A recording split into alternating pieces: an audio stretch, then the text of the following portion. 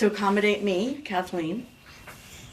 Today's didactic will be presented by me, but before we do that, we'll go around and make introductions.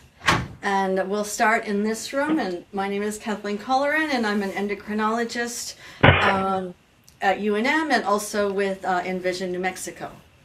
I'm Sarah Anderson. I'm a health education specialist and a quality improvement coach at Envision. And this is Kevin Werling, Systems Analyst at Envision, New Mexico. And as a reminder, if you need to mute your line, it's *#, and same thing to unmute. I do have the ability to mute you from here if there's noise going on, so just be aware that that may happen. You can still unmute yourself if you want to participate, though. Hi, I'm Dan Rifkin. I'm a child and adolescent psychiatrist working at Envision, New Mexico, UNM school-based health centers, and other pediatric programs. Okay, and then let's go to the phone lines. If you're on the phone, please introduce yourself and let us know where you're from. I'm Susan Jenks. I'm a school nurse for Albuquerque Public Schools. Hi, Susan. Hello. This is Linda Smith. I'm a dietitian in Crow Agency, Montana. Welcome. Thank you.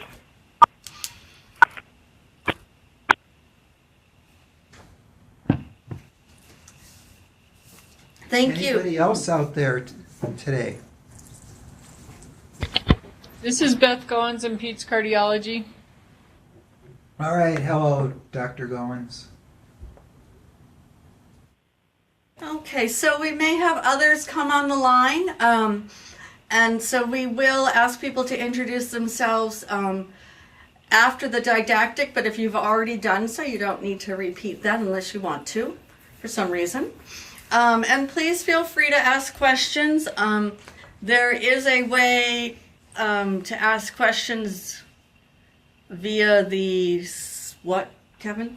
You can do it through GoToWebinar if you'd like. There's a spot on there, a little tab that says questions on the right-hand side of your screen. We prefer those, especially with a small group, to just go ahead and speak up and join the discussion. But if you're unable to do that because of noise or something like that, then feel free to type out a question and I can read it out. And okay, thank you. And normally we have formal case presentations. I don't believe we have any today. However, if after the didactic there are some patient-related items anybody would like to discuss, we're happy to do that. And or anything else that you would care to discuss that's related to childhood, overweight, obesity, the weather, sports, politics, or anything else. Okay, moving on. The first couple slides are just about disclosure and accreditation issues. We do have a program with Molina, one of the managed care organizations. So if you are a, let's see, this applies to physicians, physician assistants, nurse practitioners, nurses, dietitians, registered dietitians, as well as social workers. You and or your organization will get reimbursed by Molina if you present a patient to this program or the Pediatric Nutrition Telehealth Conference or the Telepsychiatry program done by Dr. Rifkin, or the Asthma Pulmonary Telehealth Clinic. There is a billing code for that. We can assist you with that. They have to have Molina as their insurance, and you have to present at one of those sessions. If you need to unmute your mic or your phone, please press *#. Is that still true? That's true. Okay. So what we're going to talk about today is pre-diabetes, diabetes, the full spectrum, including epidemiology, etiology, and evaluation. And at the end of this, I hope that you'll have a better understanding of insulin resistance and that it's a progressive disorder. understand that the ramifications of it begin even before we diagnose diabetes or even before we diagnose prediabetes. And that for all across the spectrum, lifestyle is the goal to prevent, to limit, or to delay the progression of insulin resistance over time. So insulin resistance is a continuum. We can be completely normal, or we can have pre-diabetes, or have early insulin resistance, or have pre-diabetes, or have diabetes, or have full-blown diabetes with complications, or who knows what else. So what is normal? And I'm only talking about normal in relation to insulin, Dan. He's giving me a look.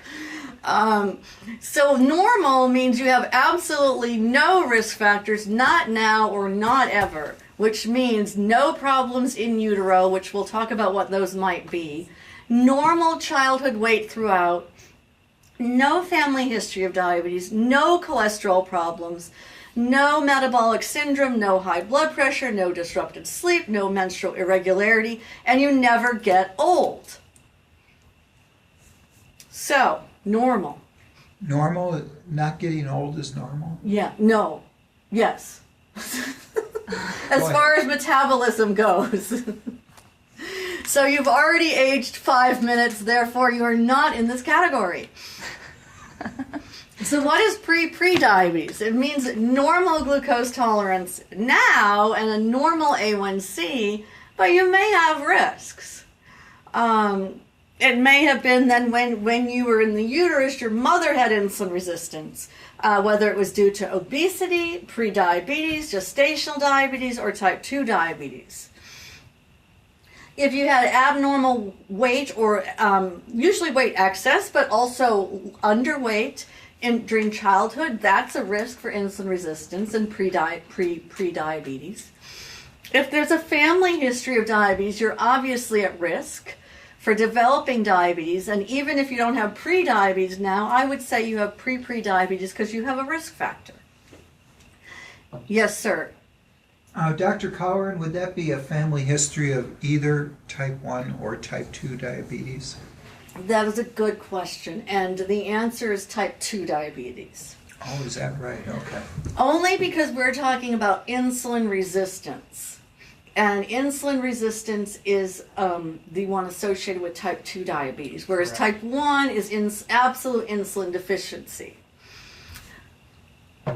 So if you have a family history of type 1 diabetes, you're at risk for getting type 1 diabetes. But that's kind of not what we're talking about. Thank you.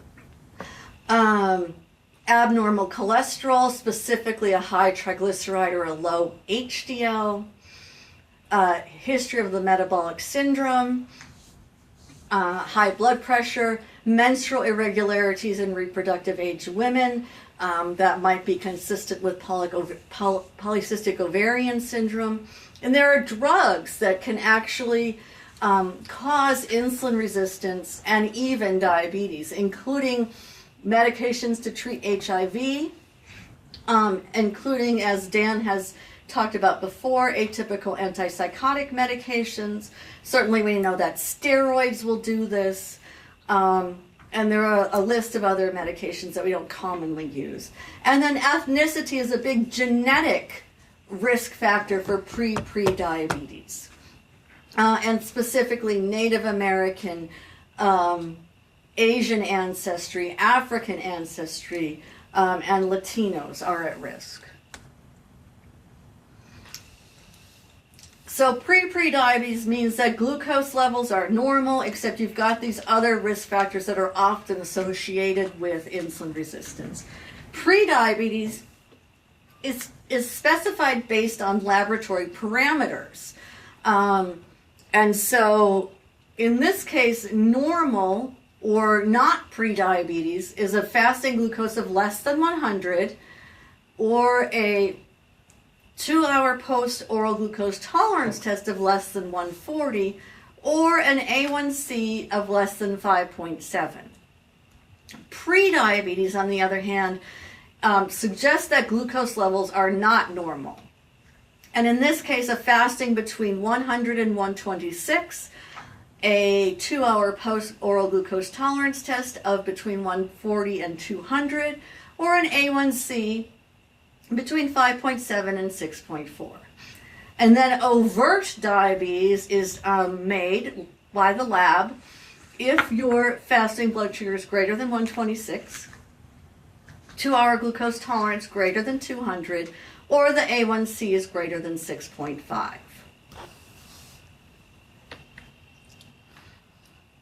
So what is diabetes? I just alluded to that. It's based on laboratory parameters.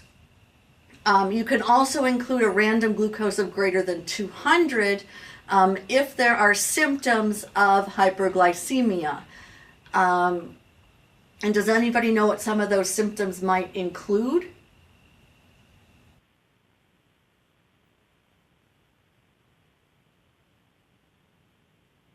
Typically, when your glucose gets above 200, you start spilling glucose in the urine. And when you do that, that pulls water out. And so you get frequent urination or polyuria. And that makes you thirsty because it dehydrates you. So then you drink more, and that's called polyuria. Occasionally, that can go along with increased hunger or sensation that you need more glucose, so polyphagia we call it. And also occasionally that high glucose level can get involved in the blood vessels and the fluids in the eyes and can cause blurred vision. Those are the common symptoms that we see with hyperglycemia. And there's a lot of people running around who have that, who don't know they have diabetes. It's not horrible. And so they don't get diagnosed because they don't get tested, and they don't feel that bad, and they just think it's normal. So let's do a case, and I did make these up, so they might not be accurate, but I don't have my usual contingency of people to disagree with me or show me that I'm wrong, so I'll just be right in this case. So this would be a newborn who, let's say they come in for their first postpartum check at day 7. Their birth weight was 10.9 pounds. The mom had type 2 diabetes during the pregnancy, and the current weight of the child is 11.5 pounds, and the child is being fed with a formula. So my question to you then is, on the continuum, where is this child? Are they normal? Do they have pre-diabetes? Do they have pre-diabetes, or do they have diabetes?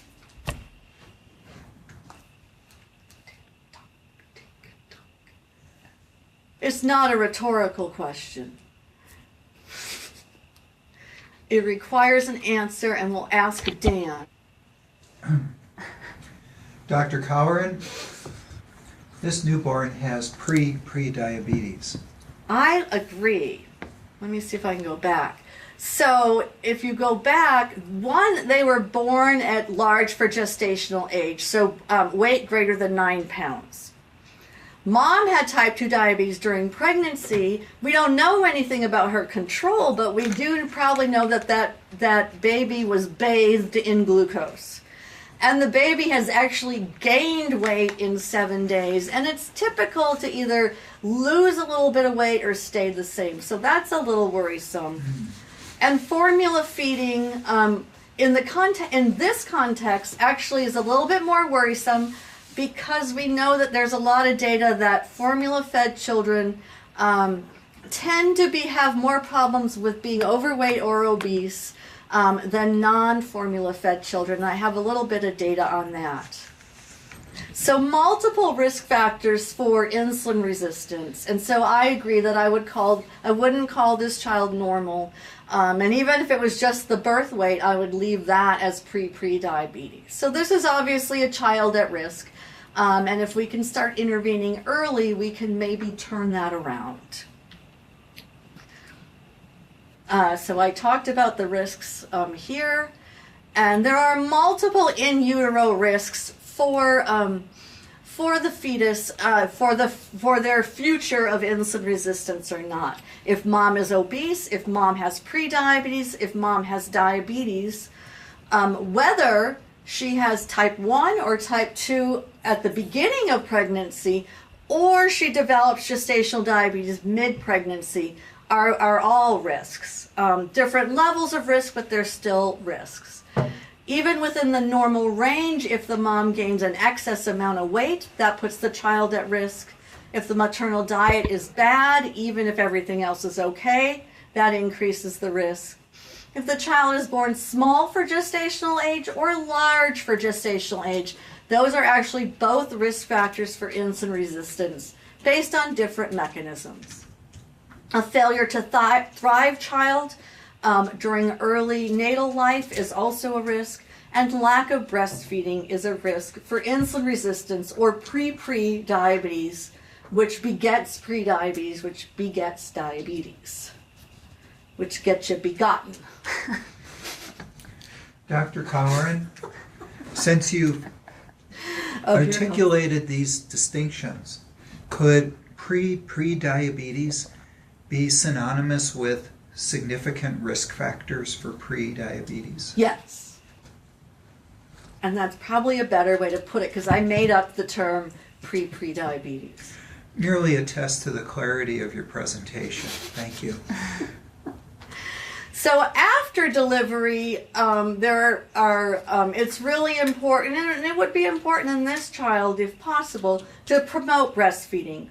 Because there have been numerous studies in this second bullet, 8 out of 11, that demonstrated lower rates of obesity in children if they were breastfed versus formula. And in a specific study that was a longitudinal study, followed kids who had the same BMI at birth, and then some of them were breastfed and some of them were formula fed by choice of the mother, of course, or by necessity. And then they followed the BMI at 3 and 6 months, and they found that at 6 years, those who were formula fed had triple the rates of obesity compared to those who were breastfed early on. Suggesting indeed that there are some inherent benefits of breastfeeding over formula feeding in prevention of obesity, regardless of where you are at baseline. So interventions for this case, CP is clinical case presentation number 1, are 1, to avoid acceleration of the weight or the BMI in this child. So to try to get them to grow maybe at a slightly decelerated rate, but you don't want to make them lose weight, obviously, at age 7 and or not gain any weight. You just don't want them to go above the normal weight gain. And if the child does need to be fed by formula, then there's all sorts of questions that I had about how much, how often, and what type. And I asked Kirsten Bennett to send me a slide, and she said, Kathleen, this is a talk in and of itself. So stay tuned for for another talk about formula feeding, which I don't think we've had, and I think is probably important because we've had a lot of cases where it seems like there's been excess formula feeding, or the frequencies too often, or the quantities too much, or both. So stay tuned for a talk on that. Another case, a 6-year-old comes in for a well child check. They're at their 95th percentile in weight, 85th in height, and the BMI is at the 95th percentile. All the immunizations are up to date.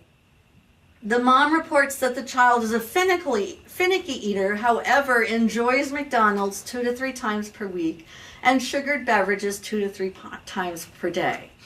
But the finicky part probably comes in fruits and veggies, which are limited to 1 to 2 per day, and they do get whole milk through a WIC program. The child does have 4 to 5 hours of screen time, which is non-educational, and no regular playtime, and there is no PE in their first grade program. They do have recess. Mom reports that she had gestational diabetes and that the baby was born at large for gestational age and was formula fed. So I'll give you a second to take a look at what's going on in this case.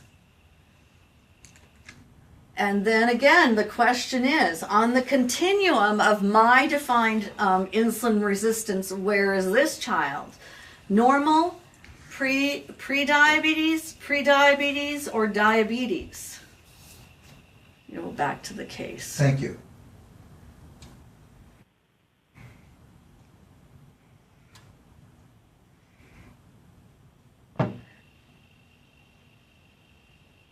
Go ahead, Dr. Goins.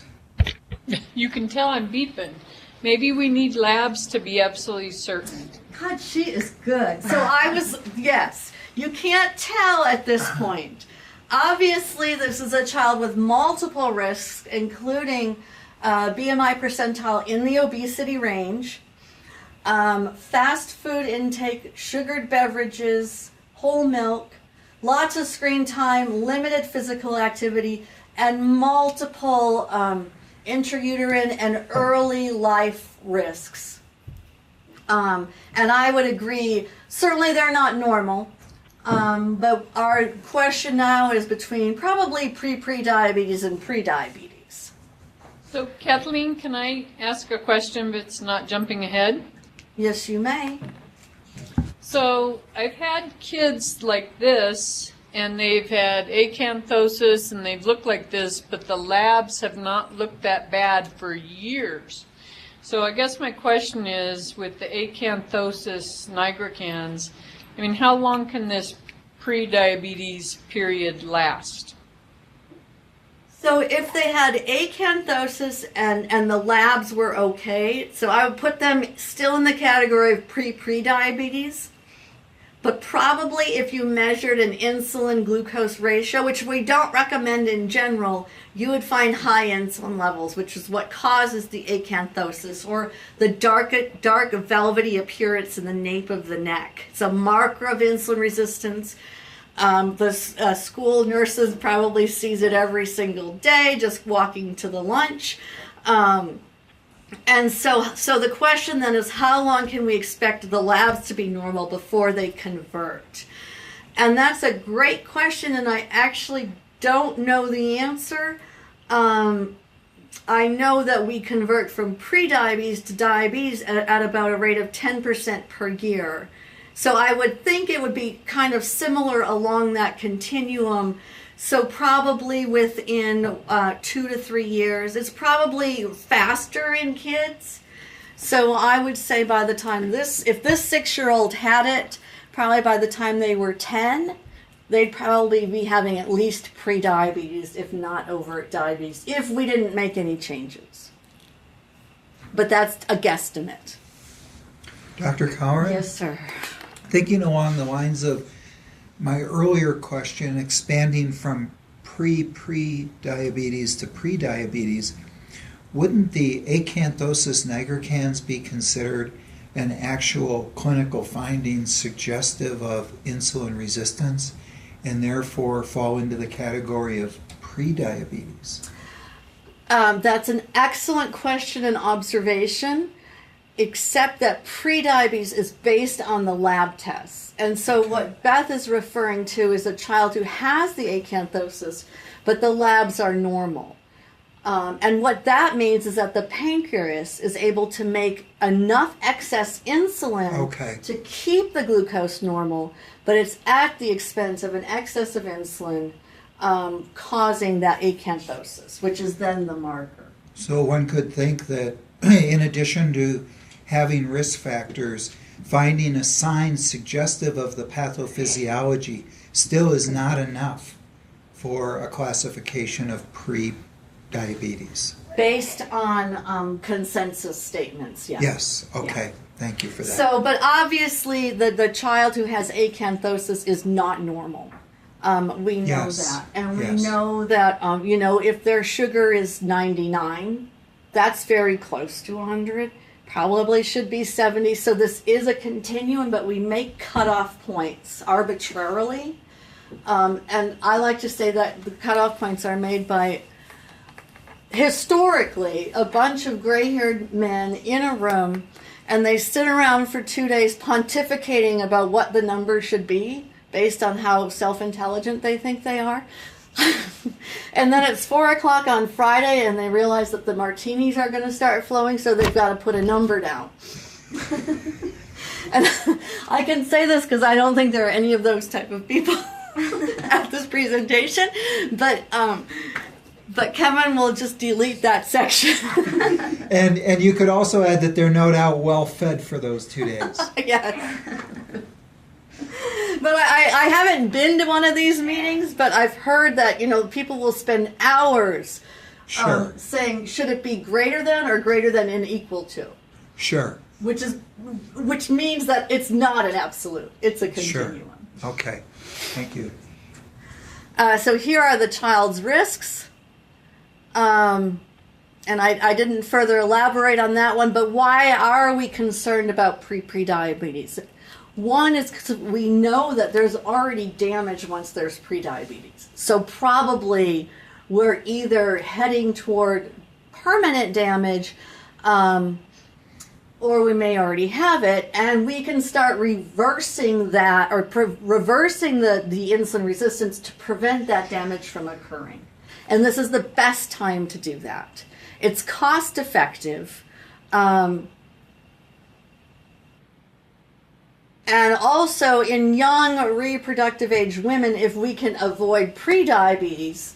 So a woman who is in pregnancy, we're going to improve outcomes so that this doesn't continue generation after generation. So the treatment goals in this child in all children are shown here, and it's based on what your BMI percentile is and your risk factor levels. So this is a nice little chart that you can use to figure out what you're supposed to do with this child. So this child is in the 6 to 11 age range with a BMI at the 95th to 98th percentile. And so the goal is weight maintenance or gradual weight loss of about a pound a month. So why weight maintenance? Why not just go for weight loss? If we just do weight maintenance, i.e. they don't gain any weight, they're going to continue to grow, and so their BMI percentile is going to start to come down because BMI percentile is based on weight on top and height on the bottom of that equation. And so if you stay the same weight but grow in height, your BMI will come down. So we like to say they will grow into their weight. If they were a little bit lower but had risks, we actually might be a little bit more aggressive in their treatment and try to get them to lose weight, because we don't want the combination of obesity and other risks to sort of conglomerate together and cause problems. And if they were a little bit older, we probably would be a little bit more aggressive about weight loss because we know they're more metabolically mature, so to speak, and can probably tolerate the weight loss that they probably may eventually need. Also, they've probably gone through puberty if they're somewhere between 12 and 18, or more like 16 to 18, so they're not growing anymore, so they have no more height to grow into, weight to grow into. And so it's all about weight loss at that point. So reasons for this, these are actually going to be some of the interventions that we could do with this child. Remember, they're 6, they go to McDonald's a couple of times a week. Even if they reduced from the large French fry, 68 grams or 450 calories, to the smaller or the medium French fry, they would lose about 130 calories per session at McDonald's. And if they went 3 times, that would be about 500, which is about 1/3 of a pound a week. And so in a month, they would be down 1 pound. One of the things that's important in this child is to actually follow them and monitor their changes over time. and this is now my favorite slide, and I show this all the time. If there was an infectious disease that had doubled or tripled in prevalence, was afflicting 30% of children of all ages, had life-threatening complications, would we do something? Would we try to find a vaccine? Would we try to find a treatment? And these are usually related to infections, like I said. And we would be in an uproar, but we are very complacent about this. And in fact, we know that even in clinical practice, a lot of times the time is not taken to plot the point of the BMI percentile. And if you don't plot the point, you don't know what it is, and you don't know how it's changing. So the criteria for adolescents and adults for BMI or for overweight and obesity are shown here. And for children, it's in percentile, and that's because children are constantly changing. So in this child, case 2, some of the interventions that we would consider, and we would talk about them in greater detail in this program if this was a formal presentation, was 1, monitoring the child's intake of calories, their activity, following and tracking their BMI percentile, looking for a decrease in the velocity of it, or at least stabilization of that, and then, as Dr. Goins mentioned, checking some other studies. Specifically, in this case, I would look at lipids and glucose. And that's what the guidelines would tell you as well, I believe. And then if there were abnormalities in that, you would consider further testing. But this is a first simple test. And Beth, do you have anything more to say about the lipids? I believe that the recent recommendation was that kids at risk should have it between the ages of 2 and 10 years, a lipid level. She's nodding. Yes. She's nodding yes. Okay. We want this child to avoid weight gain. And I just put down the BMI is kilograms per meter squared. So if they don't gain any kilograms, but they gain some meters squared, their BMI is going to decrease. And then we want to specifically address some of their behaviors. So even if they just decrease their sugar beverages by 1 per day, so they're still going to get 2, they would drop about 750 calories per week. If they change from whole milk to fat-free milk, which you can get through most WIC programs, they would lose another 700 to 1,000 calories per week. And then again, if we change the French fries, another 500 to 750. And that would allow them, this would actually allow them to drop about 1 pound a week, or a half a pound a week, and maybe 2 pounds in a month, even if they did nothing else. But we don't want that to end there, so we want to buy them a Nerf ball, because one, it's cheap, and if they don't have a half lab, half beagle puppy like I do, it won't get chewed up. And they can throw it around. It's probably not going to break anything. They don't even have to go outside to play with it if that's a concern. And they can get some physical activity that way. Or they can blow up balloons, which are very inexpensive, and they can play around with those things. Or the family can take a walk every day. And finally, they could convert one of those 4 to 5 hours of screen time into screen activity. So Wii, Xbox, TV, all of those things have multiple options for physical activity as programs. It's still screen time, but you're being physically active, and negotiate with the child that one of their 4 to 5 hours will be that. Ideally, in the end, you're going to keep making these changes, but if you tell them to make them all at once, none of them will be made, and therefore you won't have any progress. So my bottom line there is small step, or my top line actually, small steps.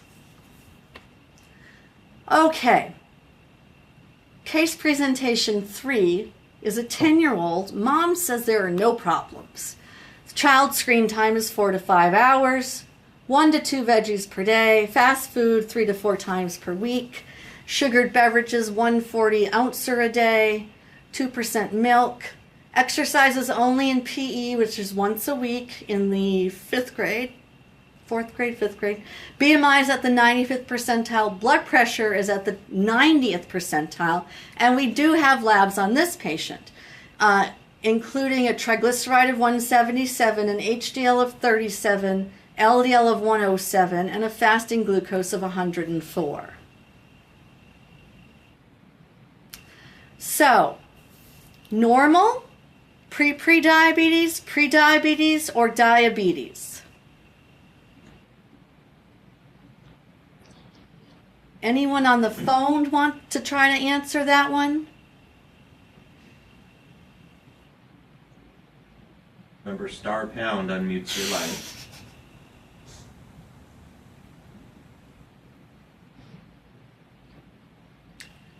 Okay, well, I know you know the answer. You're just shy.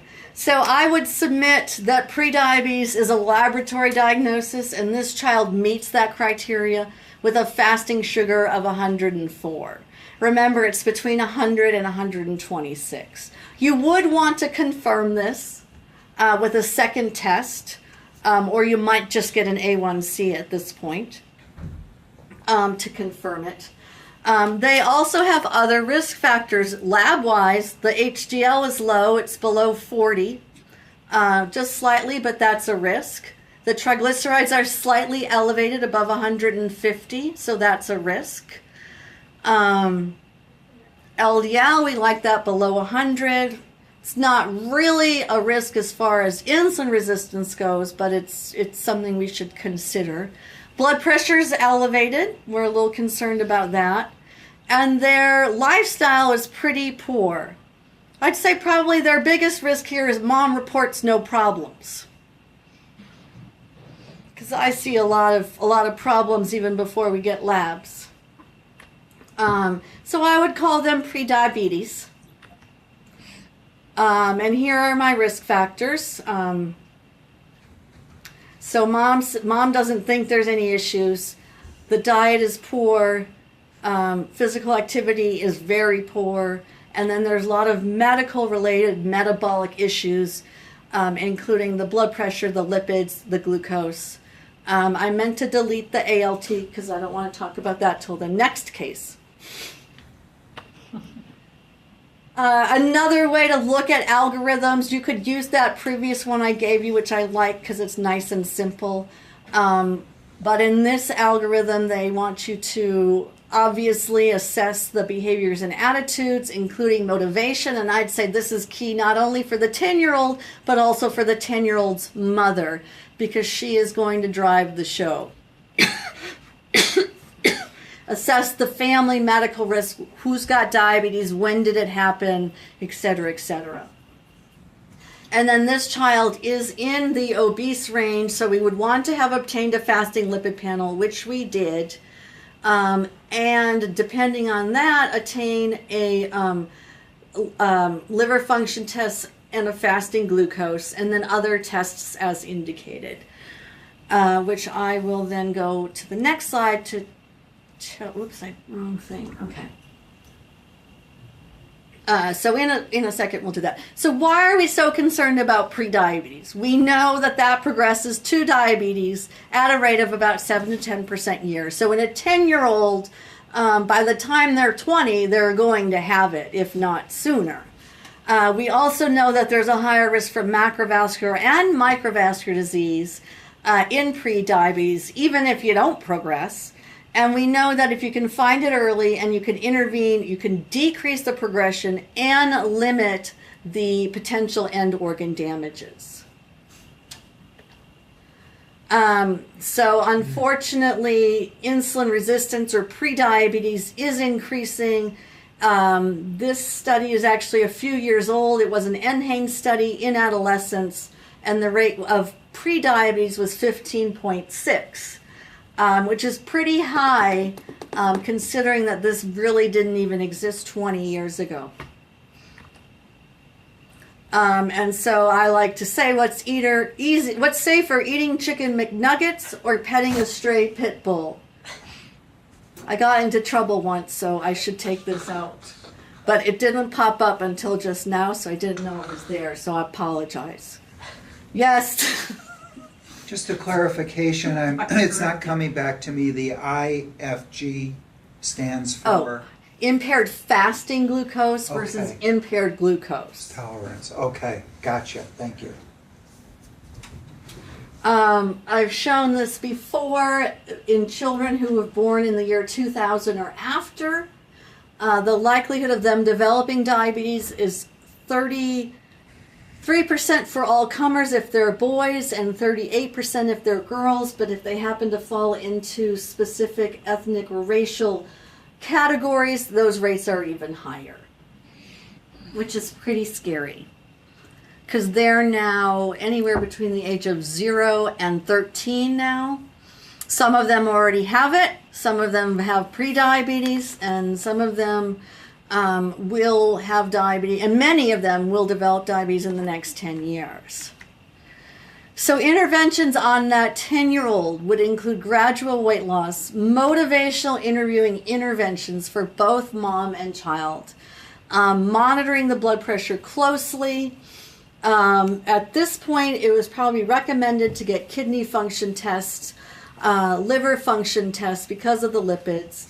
I would probably recommend getting a sleep function test or at least some assessment of sleep. Do they snore? Do they have a TV in their room? Do they have their cell phone in their room?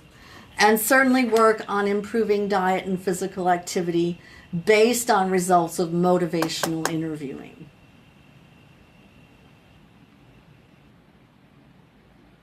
I think this is my last case. A 14-year-old girl, young woman comes in. Her BMI is the 99th percentile. Blood pressure is at the 90th. She has irregular menses. She does have severe acanthosis.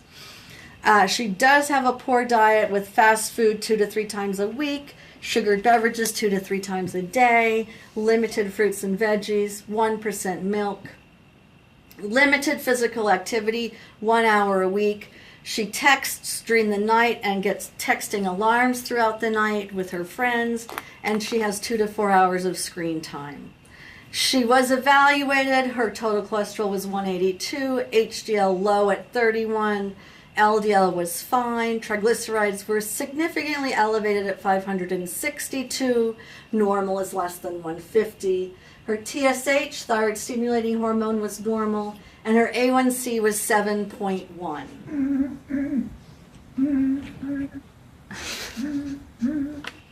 So, on the continuum, where is this child? And again, based on laboratory diagnosis with an A1C of 7.1, she falls into diabetes. That kind of sounded the alarm. The alarm, yes. Yeah. And obviously has multiple issues: BMI 99th percentile, blood pressure 90th, irregular menses may or may not be a sign of polycystic ovarian syndrome, severe acanthosis marks insulin resistance. Her diet needs significant improvement, as does her activity.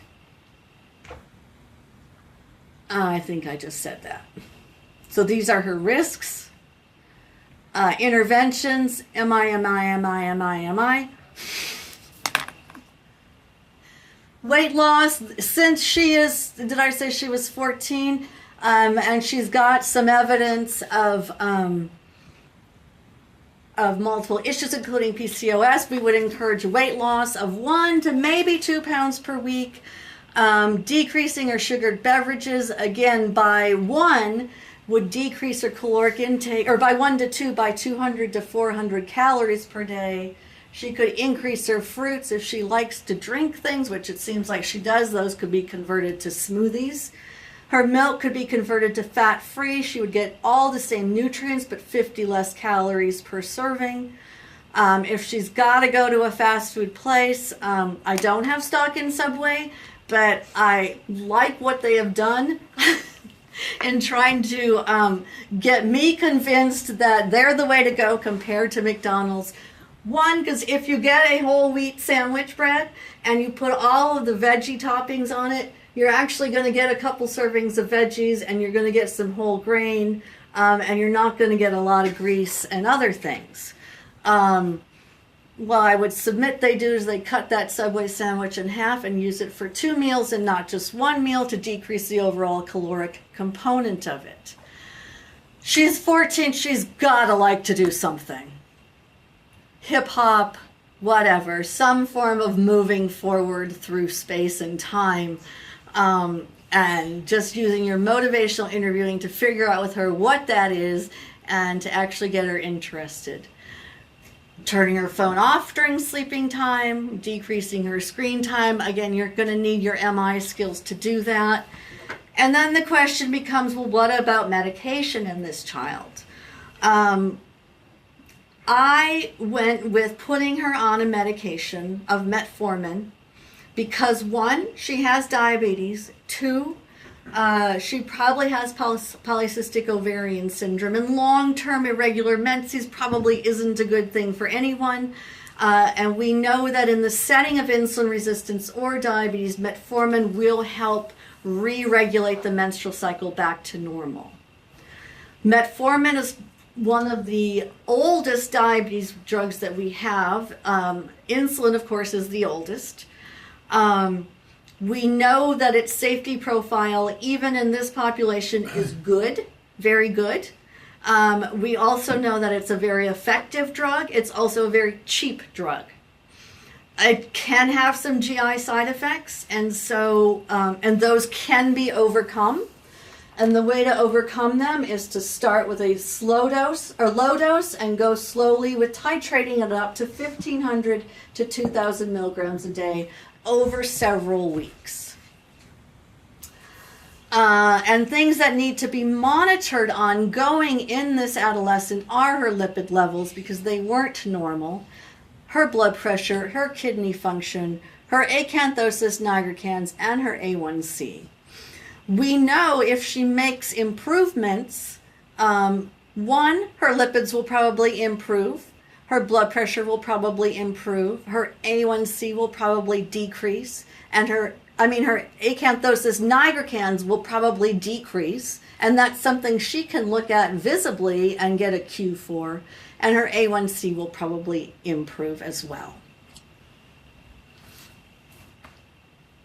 Polycystic ovarian syndrome is a separate talk as well, but it involves a multitude of organs, including the hypothalamus, the pituitary gland, the ovary, fat, adrenal gland, and the liver, secreting and interacting with a bunch of hormones and cytokines that basically cause the ovary becomes insulin resistant and confused, and is led to make more androgens, which feed into the entire insulin resistance syndrome in this female patient.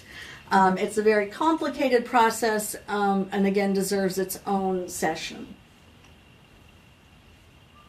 So, in pediatric obesity, we want to identify people who are at risk. And they don't even have to meet criteria for overweight or obesity by BMI percentile. If we see their BMI percentile increasing in velocity, that's a risk, and that's a time to intervene before they get to that point. If there's a strong family history of obesity, we want to be diligent as well, because we know that if both parents are obese, there's a 60 to 80% chance that this child will be obese as well, even if they are not at that one well child visit. It's still something to be alert to and to talk to them and the family about. If there's an overweight sibling, the child is as equally at risk for becoming overweight themselves, and another opportunity to address it before it becomes a problem.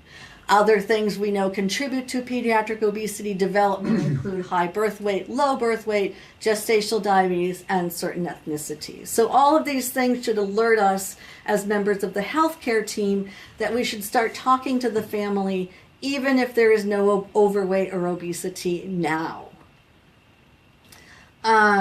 So the risk factors for insulin resistance, or my continuum, are excess weight, specifically abdominal weight, high blood pressure, dyslipidemias, lack of activity, strong or family history, poor diet, ethnicity, and having either pre-diabetes or pre-diabetes, which then causes diabetes and what I'm now calling diadoom. We also know that kids have multiple risk factors, environmental risks that are or are not in their control to cause obesity or insulin resistance. So living in the inner city, couple of things. One, you might not go outside because it might not be safe. If you're outside, you might not move around because it's not safe. Probably not out riding your bicycle anywhere. You may be going to the park or the basketball courts, which is great. You're not getting a lot of sunlight, so you're not getting your vitamin D, which is a whole topic in and of itself. You're probably having more screen time because you are inside more because it's safer inside sometimes.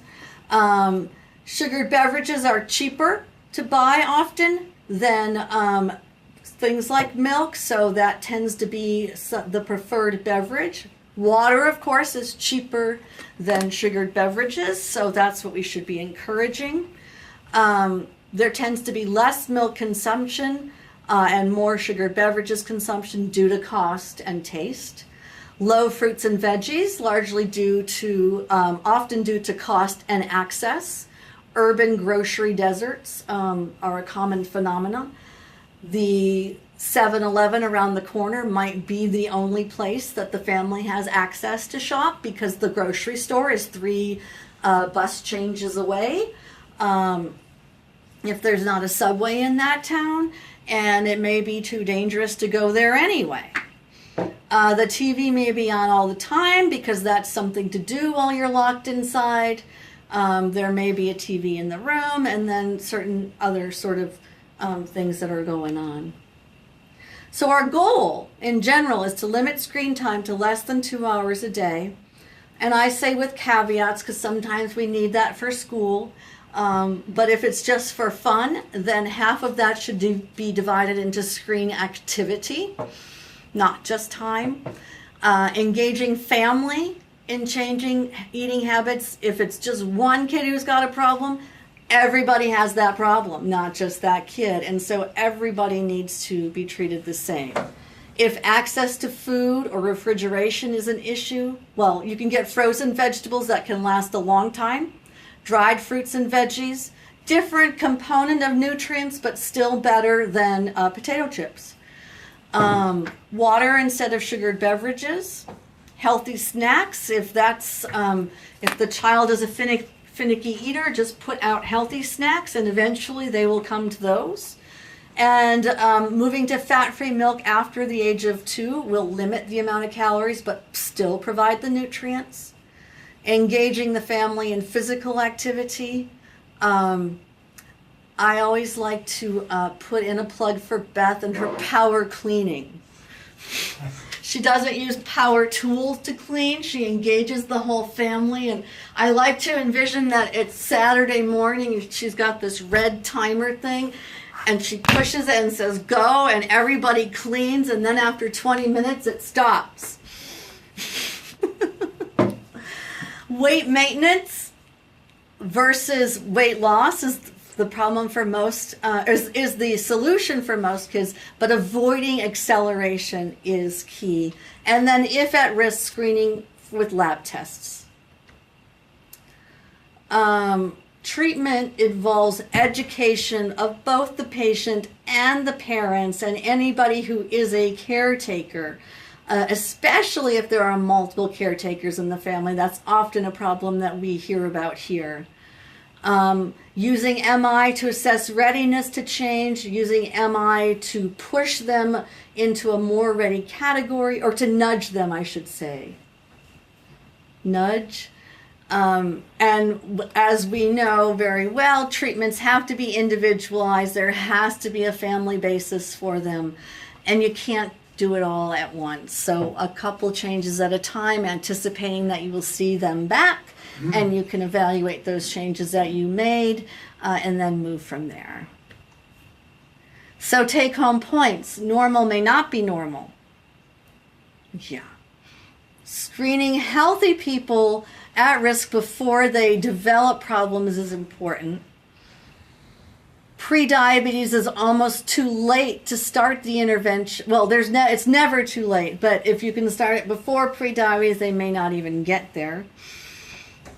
We know that even within the normal range, as glucose levels go up, cardiovascular risk increases. That impaired glucose tolerance or prediabetes carries a risk of vascular disease. And that across the continuum, it's lifestyle. With a focus on prevention, but that requires that we change our paradigm in healthcare delivery. Yeah. So, I'm done. Before we have question and answer, I would like to just make sure no one else signed on. And if you did, can you please state your name so we can give you credit?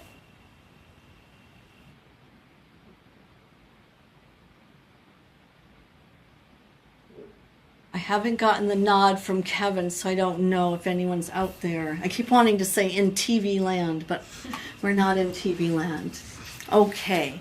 So we do have some time for questions about this didactic and or any other questions that you may have.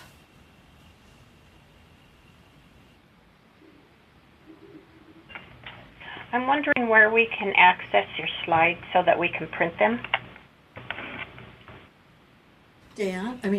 Those are located, I'm just double checking to make sure they're there.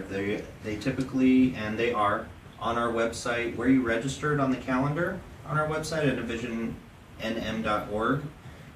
There is an additional there to download the handout, and it's labeled PP Handout. May we Okay, thank you. demonstrate that? Oh, yes, please. Kevin, you mind? Sure. We can demonstrate that by going to our browser. And let's see Well, here. she can't see, though. Yeah, sorry about that. I was just hoping you could see that visually. She can Sorry. see? Oh, she can see the screen. Yeah, Uh-huh. she's looking at what you're looking at. Okay. So if Dr. you go Goins. to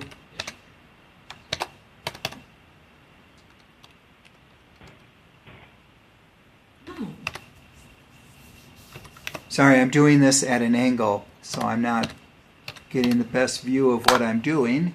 But envision.nm.org, and what's so easy about this is if you merely click on the calendar and go to today's session right here on Friday, October 4th, click here and you'll see PowerPoint handout.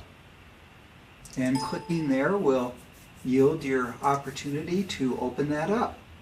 Okay? There you go.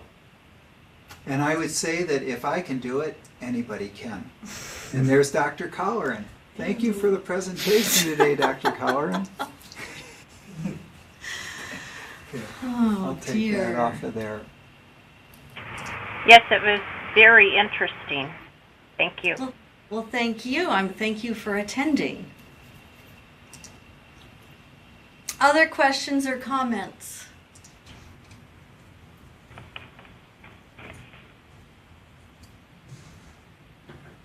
Okay, well, please continue to sign on if you are seeing any clients or students or just have questions in general. Please bring those with you, and we look forward to seeing you in 2 weeks, which will be the 18th, and we will be, I believe, Kirsten Bennett will be talking about something. And if for there, that, I wish I had the calendar back still up there. Yeah, Well- it'll be feeding infant and toddler. oh, good. Oh, good. So hopefully we will get our formula talk then. Feeding in its infancy. Yes. Yes. And if there are any topics you would like to have discussed, please feel free to send an email and we will see how we can get those moving. And lastly, Dr. Colleran, would you please go back to one of the very early slides in today's presentation that showed the comparison of the lab criteria. There we go. You just read my mind. The lab criteria between pre-diabetes and diabetes, it was back earlier, very early. You had it up there for, there we go. Oh, that even was earlier. this one. Very early on, early yet. the first case. Was? At the very beginning, before the first case. For those of Oh, us yeah, who yeah. don't get there, This- we go. That's Sorry. very helpful for those of us who do not have the opportunity to assess these conditions on a weekly basis. This is very helpful. So thank you for this. You're welcome. All right, everyone. I hope to see you in 2 weeks, and thank you for signing on. Thanks.